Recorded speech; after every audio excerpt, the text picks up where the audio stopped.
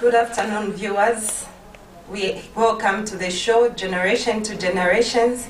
I'm here with a wonderful woman, Madam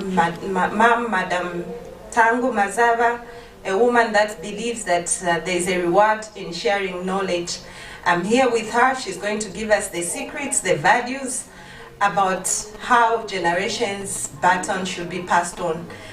Let's welcome our mother, Mrs. Mazava. Welcome, Mom, and thank you so much for coming. And I love your quote, there is a reward in sharing knowledge.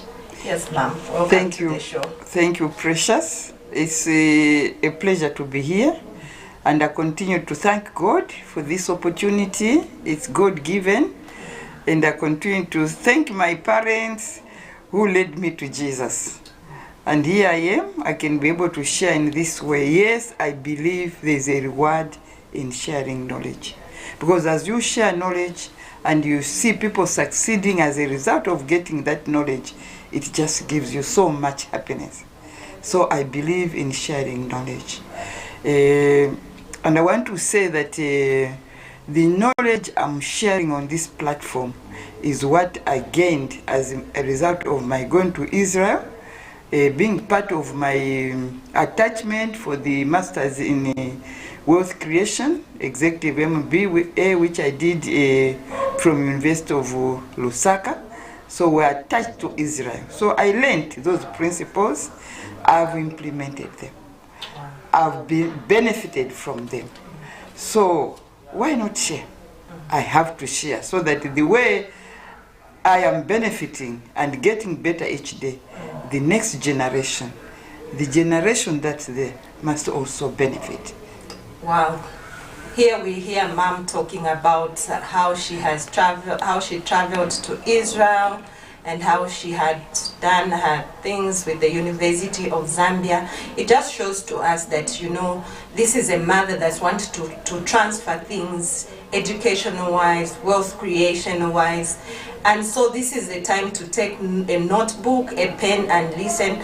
And so, Ma'am, today we are discussing on taking responsibility and not giving excuses, because we believe that most of the time people have given excuses in things that they are supposed to take as a responsibility. You find that you have lived from, as a mother, you are a grandmother, you are a great-grandmother, and we are blessed to today to have you on the show, because I'm looking at a mother that has lived generations. And so we are so blessed that indeed what she's going to give us are secrets and values that she has implemented. Just like you heard her speak to say she has implemented. So there is no excuse in you not implementing. So, Ma'am, give us the secrets on taking responsibilities and not taking excuses. Thank you, Precious. I want to start by just a brief overview of what we discussed last time. I said that there is power in saving. Everybody, be an individual, be a company, be a country, you must have the habit of saving. And I quoted from our first president, where he says the future belongs to those who prepare for it. So I said everybody must make an effort to save. The first item on the budget must be saving. I also said you must save in a good account, in a good bank. So don't just assume that because you have taken money into the bank, it's multiplying. No. Go into a bank that will give you good interest. And they must tell you right from the beginning, your interest is going to be so much. So compare between banks and go to the one which will give you a good interest. So a fixed deposit, which will be, that money will be available for you for any short needs that you may have, but more also for your development, for the business that you want to start, for the project that you want to start. The money will be there, will be growing in the bank until such a time as you are ready. Well, thank you, viewers. You've just heard from Mom that she has actually been an example of what saving has done for her. I think we are recapping from what she said last week, and she said she took herself to school. At 71, she did not go to borrow in any bank to take herself to school. And so she's advising us, she's giving us a secret to say, look, you need to save for investment. You need to save at whatever comes in your hands. At least make sure the first item is that you should save. You should save. So those are the secrets that she gave us. And I believe from this month end, we are all saving. And so today, as she gets into the topic of taking responsibility, Mom, how far do you want to go in us as generations and generation? How do you want us, how far, when you look at your life, how far do you want us to take responsibility? I know you're going to talk from a perspective of being a mother. Being a mother, is there a gap in this generation that we need to take responsibility? At the workplace, how far do you want us to go?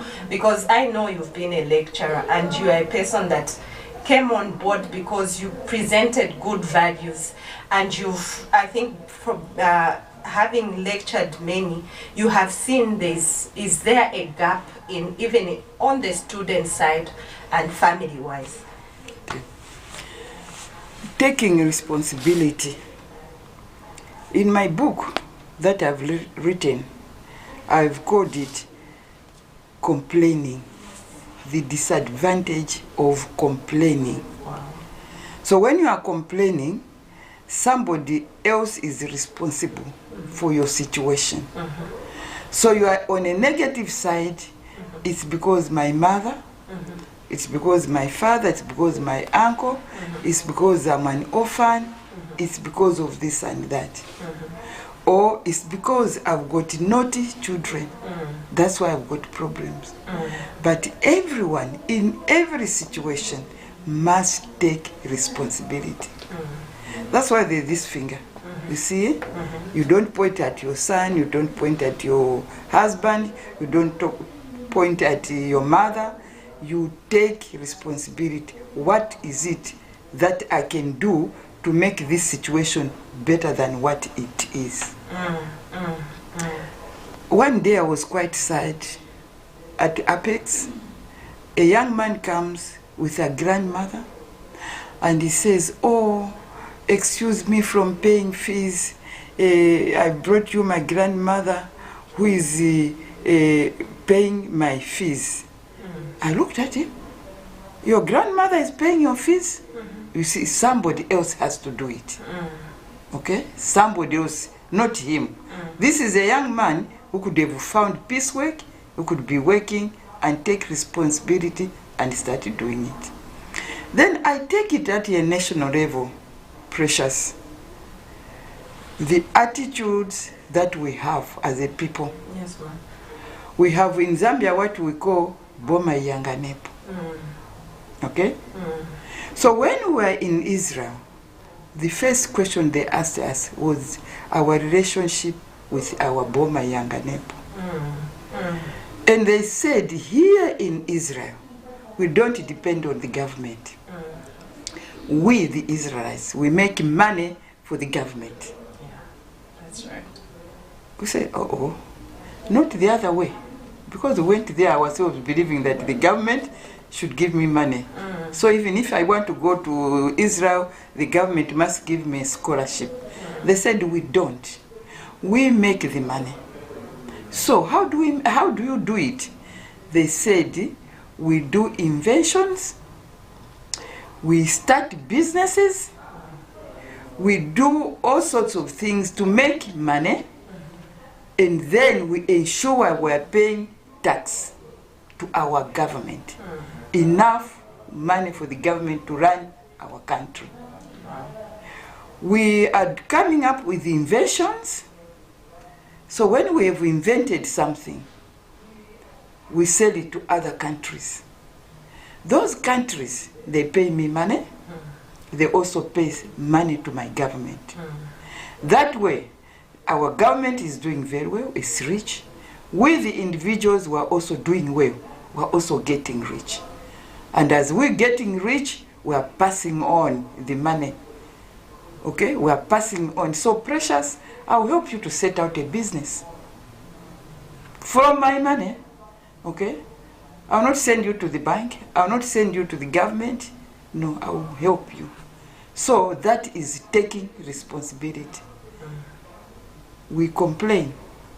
Oh, the government is not doing this. Okay, you are in a place where there is a drainage. The people are throwing in rubbish. Boma yangane potavutika kuno. Water is flowing into because the drainage is full. Take your responsibility. Go the neighbors. We're not supposed to do this. Can we sort out this problem? Taking responsibility. Well, viewers, you've heard from our mother that it's time to take responsibility from family level, as she gave an example of a student that went to Apex and gets the grandmother to say the reason why they are not paying school fees is because they've had a grandmother who has been unable to pay school fees, giving an excuse instead of taking responsibility. I think there's so many jobs that students would have done, ma'am. They would have gone into gardening. They would have gone into even just managing time where they know they're supposed to be in school, and they can do some piecework. I think I've come across many people that have been doing even being a garden boy, but still takes themselves to school. So really, it's not taking responsibility that we've had all these excuses. And you see, you take a poor grandmother to the school, instead of taking responsibility. And you said something, ma'am, on this issue. I also don't like it, where people, you hear anything they want to say, Boma Ilanganepo. Honestly, how do you expect a drainage that is by your house, somebody else to come and take responsibility of something that can be done, even in the community? There are so many things we have neglected, I think, as individuals, and given so much excuse on another person. And so why is it like this? Is it because of how we are being trained, or how can you say it? Because when you look at this child that comes with a grandmother and says, I've not paid school fees because of my grandmother, is unable to. So is there a way that us as parents should come in and try to educate our children and families? You're just talking about wealth creation. Here is a boy that can't take responsibility. I think I was talking to one of the youths last week. They came and said, give me money for a haircut. I looked at this boy, is over 20, and I told them, look, if I'm going to give you money for a haircut, what else are you going to do for yourself? I think there's been too much total dependency on who should do something for me. So where are we going wrong, ma'am, looking at the gap that has been there? We have so many children today that are so totally dependent on and passing on a blame to a parent, to an uncle, because they are not in school, because they are not working, because they have not had food. They pass the blame on to another person. Yes, ma'am. Yeah, before I even go into that detail, I want to say that first of all, complaining is a sin in actual fact. God doesn't like us to complain. If we remember Moses at the Red Sea, and he's complaining, he said, what am I going to do? God, what am I? And God says, use what is in your hand. Okay? And he uses that, and the sea opens. At another time, they didn't have water, the children of Israel, and they were complaining, and I remember that God punished them. So everyone should know that complaining is not acceptable. In the eyes of God, it is a sin. Okay. So, coming to our children, those are mistakes even most of us have made. But you come to realize it. My trip from coming from Israel, I realized that these are some of the mistakes that we make. We make our children, we think that when we give them things, we are actually loving them. But we are not, because we are creating that dependent syndrome upon them. And if a parent dies, for example, then they are already stranded. Very true. And they put upon themselves that I'm an orphan and somebody needs to come and give me help. Because it's our bringing, because we believe that that's love. When we give them things like that, we love them. We pay their fees. We do all sorts of good things. Even in our homes, they want to work, they are studying. That we see it as success. So it is our upbringing. Okay? And I just hope that their parents listening to me, okay, who can realize that I love my children if I teach them independence at this age. We hear that in the Western world, when a child reaches a certain age, they just say, no, you have to be independent. And we hear that in those places, children there, they will do all sorts of jobs. In catering, they will clean dishes, they wash houses in order for them to be able to sustain themselves.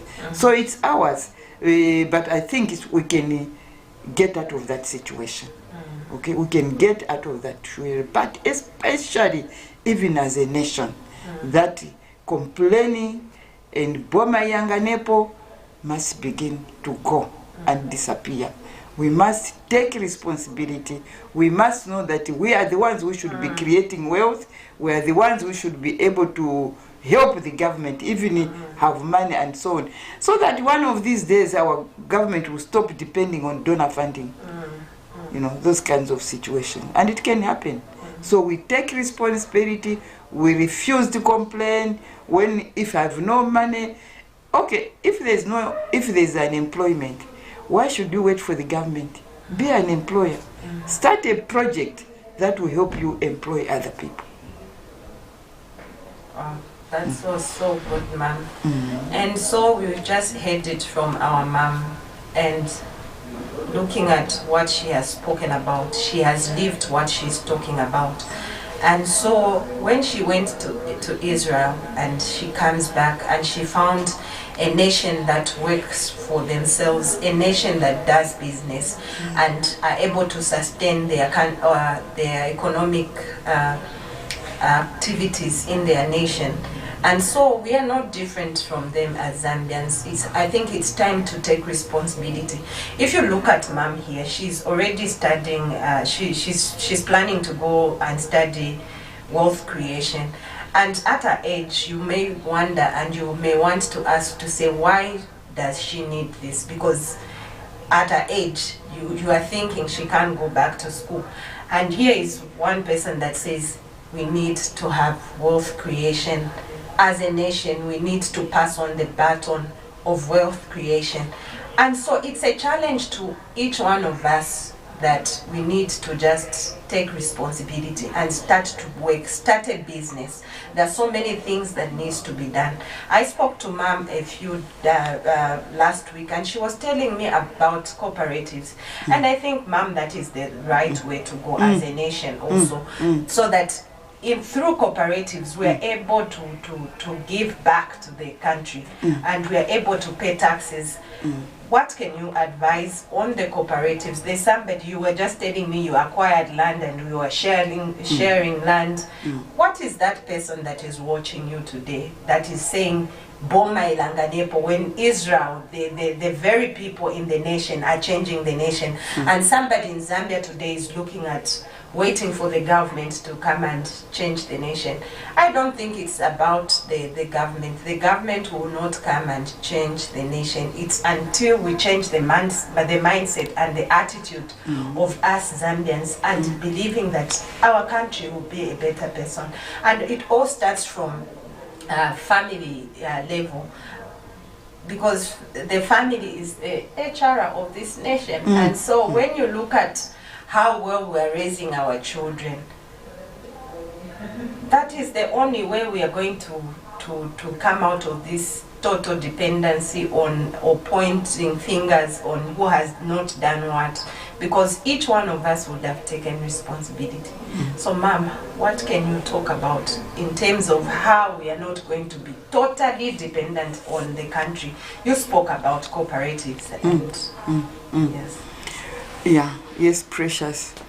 The cooperatives, they can be in many ways, But the cooperatives I'm trying to promote myself is where you put resources together. Okay? So again, you are not waiting for Boma to give you money. Yeah, I like it's good what the government is doing and helping people to start cooperatives. But people should put money together and start. That's what I'm saying. Like our cooperative, we are putting money together and we are doing great things. One of these days I'll be able to give a testimony. Wow. But we are doing great things. Because, precious, if you put your 10 kwacha and I put the 10 kwacha, somebody else the 10 kwacha, we end up with 100 kwacha. We can start a Tumbua business.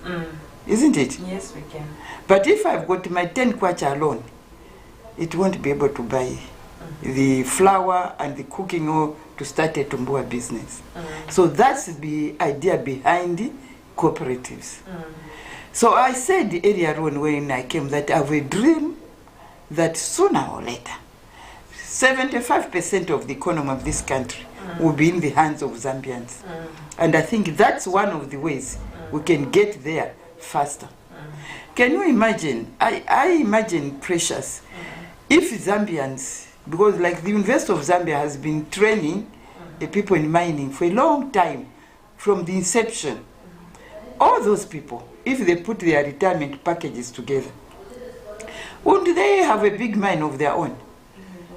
Instead of the government inviting investors from outside, the Zambians themselves would form a cooperative, a mining cooperative, and take up some cooperative and start negotiating for good terms from the government. Instead of the outsiders getting those good conditions, the Zambians would get those good conditions. So that's the idea of cooperatives, putting money together, okay, and coming up with one big idea. So one day I'll come and show, just give you a testimony of what, how well our cooperative is doing. Wow. Yeah. In fact, the investor I'm working for, Apex, I say it's the best university in the medical field right now. It came into being by 8 people coming together. 8 people. And now it's a great university. You have heard about Apex? Yes, I've heard about Who hasn't heard about Apex? We have all heard about Apex. And people have sent children there. We have about 7,000 students now. They started with 17. Now we have about 7,000. And it's spreading. It's in almost, soon it will be in all provinces. But it started with 8 people coming together, putting their resources together. That's a cooperative. Although it's a company, but that's a cooperative. That's what we're talking about. If more Zambians can start thinking like that, those ones who have done nutrition, for example, they come together. They open a factory for food processing. Would we really be importing drinks? Would we be importing tinned foods? We wouldn't. They'll be produced right here, using our own resources, not even getting a loan from all these World Bank or something like that. No. And then would be paying good tax to the government. The government will not be borrowing from anybody. Trotting all over the place, your government trotting all over the place to go and borrow money from here and there. The Zambians will do it. What a wake-up call, viewers, that we need to just take responsibility. Look at Apex University. It started with 17 students, and today it has the capacity to accommodate 7,000 students. What a way of not taking excuses. Imagine if Apex did not, the 8 people that started Apex University did not take responsibility and looked at the need of the nation and also just said they needed to implement. Because sometimes, ma'am, it's one thing to think of something and not take action and not even implement. Here you've just spoken about people, the cooperative where you've been getting land, and there's someone out there who is saying, I can't get land, land is expensive. It's time to work together as a nation. It's time to work together as individuals and see how best we can improve ourselves, and also just the mindset change that really we had to take responsibility. The moment we accept that to the way things are is because we have not taken responsibility, because it's only when you accept and say something needs to be changed, that's when you start to take responsibility and start to do the right thing. So Ma'am, we are so grateful that your trip to Israel really is benefiting all of us today, and for sure I don't think I'll ever take an excuse for anything, because I'm looking at 7,000 when it started with 17 students. That's so huge. And you are there seated watching us. You have that idea. Look for people. Sit and discuss.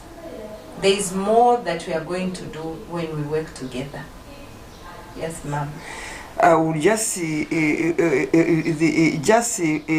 talk more about this work, taking responsibility. So here we have these people, 8 of them, very senior people. I didn't ask for their name, permission to mention their names. These are professors who have been doctors, who are in the medical field, and then they noticed the hospitals now are lacking personnel. Shortage of nurses, shortage of doctors, shortage of all the medical personnel. So they could have sat there with their big monies, and they could have said, Boma Yanganepo, Boma should start find a way of training more doctors and all that. They said, no, we are going to take up the challenge. We are going to start a university which is going to train personnel to fill these hospitals.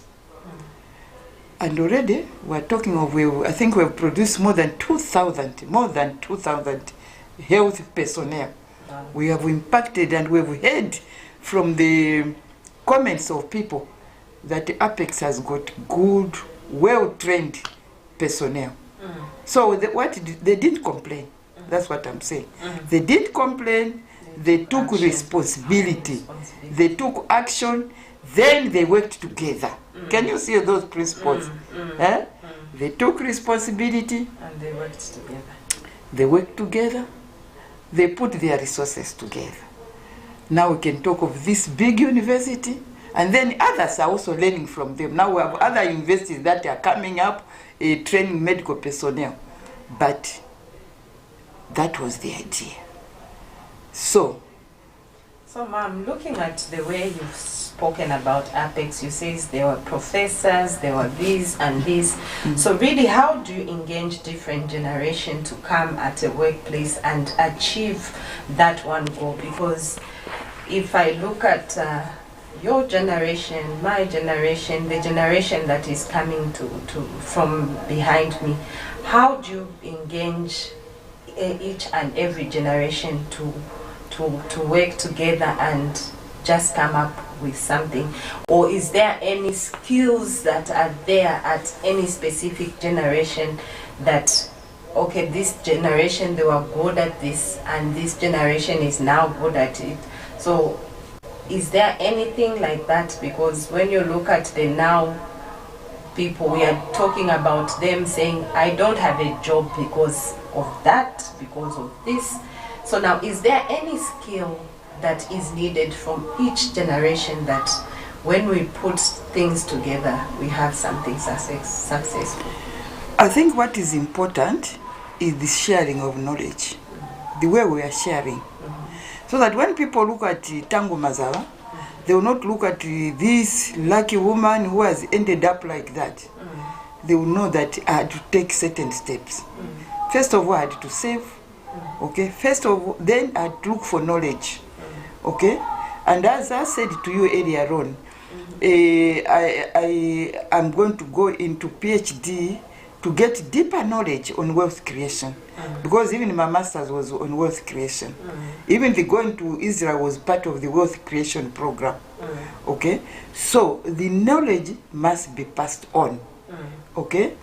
The syllabus in our education sector must include the issues of wealth creation right from day one.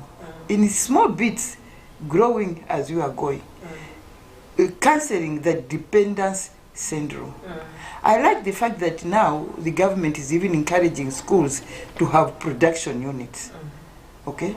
Because now they are learning agriculture there already by being in those production units. So it's the passing, that's why I said my belief is in passing on knowledge. Passing knowledge to the next generation. Wow.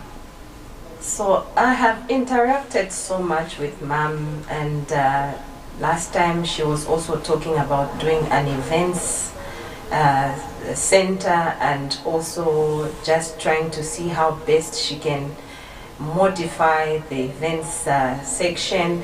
And so this is a woman that is multitasking. And Mom, when I look at your generation, I think I must say that this is a generation that multitasked. Talking from a mother point of view, you multitasked. You were a mother, you were working, and you still did the house chores. But we have my generation that is now saying, I am not a housewife because I'm going for work. So now, what advice could you give that mother that is saying, I'm only I'm not a housewife? So they have neglected the children because they have preferred to be in the office, and they are giving an excuse, looking at the children, because not putting in values in their children, because they are telling themselves, I need to work because when I'm working for these very children. So when I look at our mothers, your generation, you multitasked. What advice are you giving to that mother who is even saying, I can't go to school because I need to just work? Because you've consistently been learning. You know, our children and our grandchildren. First of all, there is great value in ensuring that you bring up your children, not the maid, not the school. So if you are going to leave them alone and you are just making money for them, that money will be wasted. I can tell you of a story of this lady who left houses for each one of her children. She passed on. Those children, they put those houses on rent, and they spent their money, that money, the rental money, drinking. Okay? And we lost 2 of them. We buried them on the same day. Because they had gone into that life of drinking, chibolia, drugs, and so on. The parents have left the money. So our daughters, you have to be a mother. You have to be a worker. Okay? You have to be even in your community. Never make that mistake of thinking that when you make money for your children, you have done it all. No. Building up their character is the most important. Because when you have brought up your child properly, they will survive anything. You can die today, but they've got their principles, and they will manage in the world. They will take care of what you have. But I know, and I've got a lot of examples. Even in our generation, there are people who believed that it's just money. And you see the children, the parents are gone, and the children are in a mess. Please, our daughters, have time for your children. Teach them the values. Lead them to Jesus. Find time. Fathers, our sons, find time with your children. Never leave them to the maid or to just the school. They are your responsibility, and you can do it. You can do it, actually. You just have to cut down on your social life. This is the social life where you cut down. Go and work.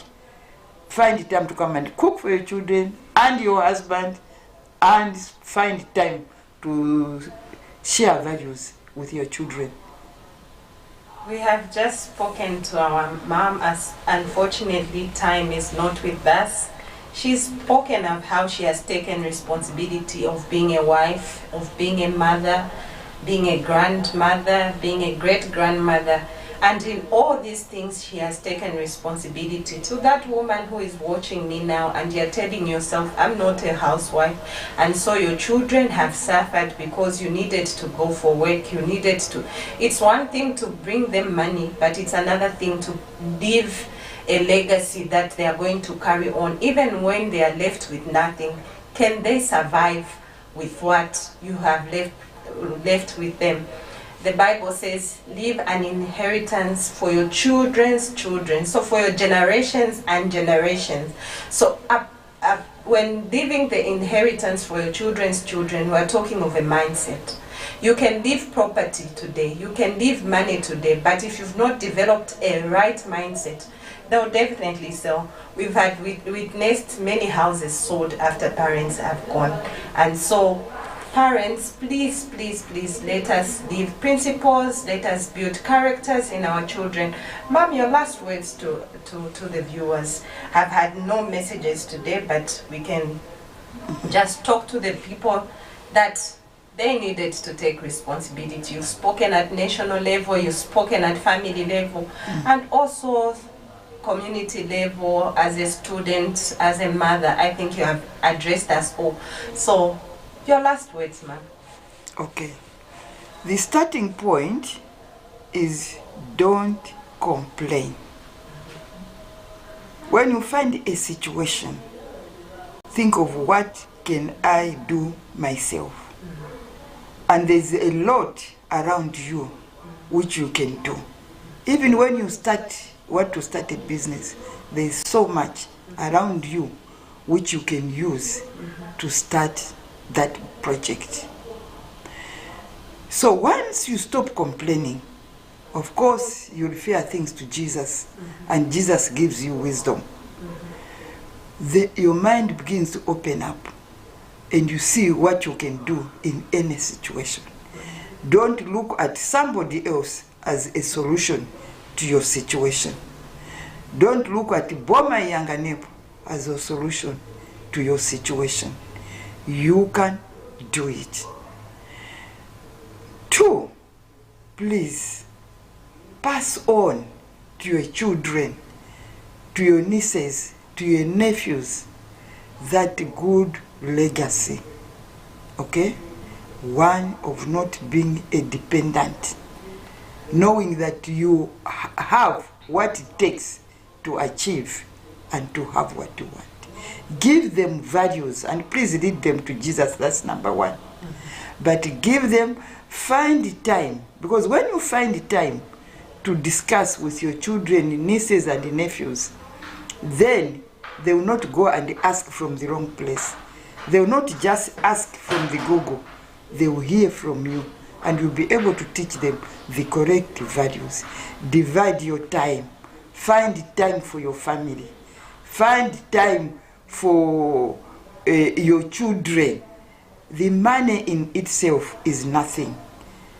Money can only be good when it's used with wisdom. And please don't forget to save for your future, and even for the future of your children. Thank you so much, ma'am. It's been a wonderful time. And I just want you to tell the people, next Sunday, 16 hours, what are they looking forward to hearing from you? There's a question that they asked us in Israel. They said, what do you regard as success? So we said, well, big car, big house, you know, and your dress and all that. So I'll look at this person and say, that's success. Because I'll see the house they are coming from, I'll see how they are dressed, I'll see the car they are driving. Then they said to us, that is a waste of time. That is not success.